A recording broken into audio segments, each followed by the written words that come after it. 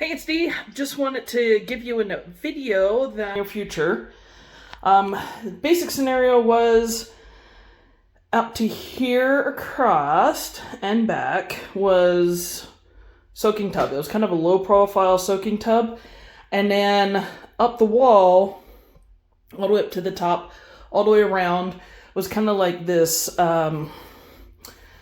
kind of like a clean room stuff, like a material that was just glued onto it that was a solid surface, and then it had a water-resistant seam on all of the sides.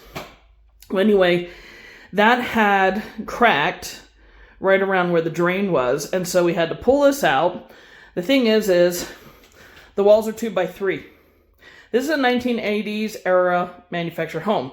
So the walls are 2x3, and then you have your cross members. You have your wood floor joists, and then you also have your steel cross members, because remember, this is sitting on top of a steel frame.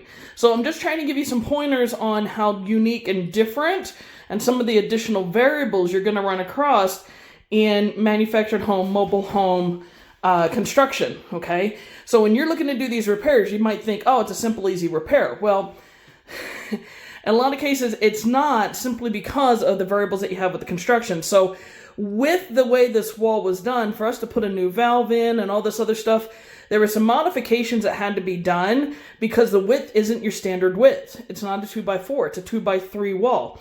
The other thing is the way in which it is braced and bracketed all the way along on the interior, okay? These walls here where you see tile, it's not braced like a typical standard regular site-built home would be. And the reason for some of this is because of weight, folks, right? These have to be transported. So it's sufficient enough to hold the weight of like roof and like marriage line, right? Okay, because this is double wide. But it's not going to be something that's going to add a whole lot of weight to the actual home when it's being transported, right?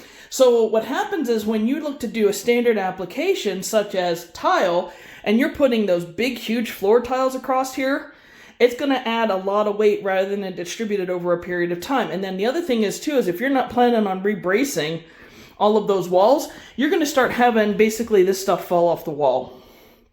The other thing is too, if you take a look about that far up across the bottom, we had to raise this up and put it on the platform on there and build a platform for it so that the plumbing could clear because of where the metal braces were, the frame was for the home.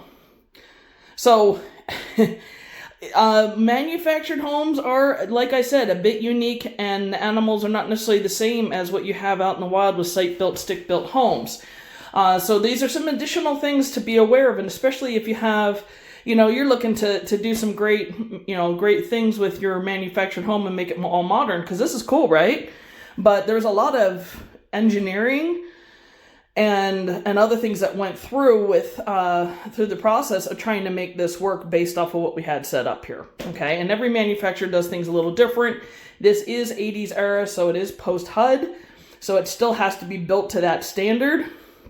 But with every manufacturer, you do have some different nuances that you come across. Across the board, there are certain things that we just find pretty consistently, and have to lift up the floor, raise it up in order to put the platform on and brace it correctly to make sure that this doesn't break, because it's fiberglass, is another key factor. And then also making sure it drains correctly, okay? You can't cut through the steel, right? So you can modify some floor joists, but you can't cut through steel, and it has to be able to connect to the and drain correctly. The other thing is too, is this is actually 50 without the tile. It was 54. With the tile, we're at 52.5. Yes, 52.5. So we had to go with a frameless glass shower solution. It looks awesome, right? Pretty cool.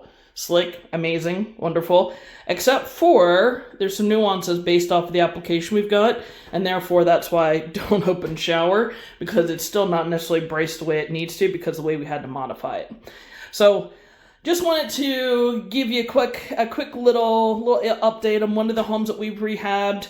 Thought I'd share some of this information. So, yeah, you're looking to clean it up. You're looking to make it beautiful. You're looking to make it top dollar, but you do have nuances that are different, that are nuances with manufactured homes, mobile homes, that are quite a bit different than what you're going to run across in regular site-built homes, stick-built homes. And if you don't have the right contractor, that's another reason why a lot of contractors aren't willing to work on these, because they're not willing to deal with this. So thankfully, we've got great plumbers that are willing to do this. Same thing also with our other trades. So make sure you're finding the right people for your team. They understand what they need to be doing.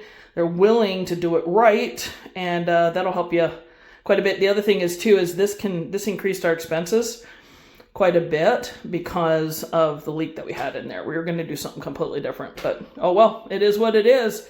Need to make it healthy, safe, and habitable for people. So make it a great day. Have a good one.